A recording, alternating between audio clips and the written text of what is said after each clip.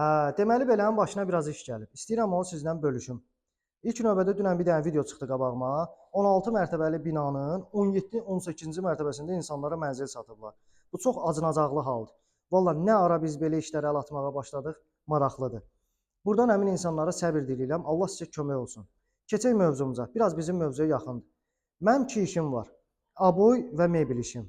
Mebeldə bu hallar tez-tez baş verir. Bizdən asılı olmayan səbəblərdən. Mən hər hansı bir insana görə müştərimin etimadını itirmək mənim üçün qırmızı xəttimdir. 10 gün bundan qabaq Twisten sifarişi qəbul eləmişəm 1750 manata.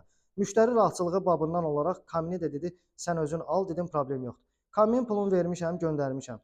Vaxt deyib qardaş, qardaş bildiyin adamı dolayıb. 6-cı gün deyir təhvil verirəm, 6-cı gün gəlir telefonu götürmür. Bazar gün gəlir telefonu götürmür. 1-ci gün gəlir telefonu götürmür. Axırda yazmışam ki, qardaşım mən səni çəkib paylaşacağam. İnsanlar görsünlər ki, sən necə işləyirsən. Ondan sonra mənə deyir ki, kartı var, sənin pulunu göndərim. Sənin heç sifarişini bundan sonra qəbul da eləməyəcəm. Adam qalır belə ki, qardaş, səhv sənsən, hələ mənə borclu çıxardırsan, hələ mənə minnət də vurursan. İşin çox ola bilər sən, gözəl insan. Amma sənin işinin çoxluğu dəlalət eləmir ki, sən hər hansı bir insanı barmağına dolayasan. Bu ədəbsizlikdir, bu tərbiyəsizlikdir. Mənim də işim çox olur, qardaş.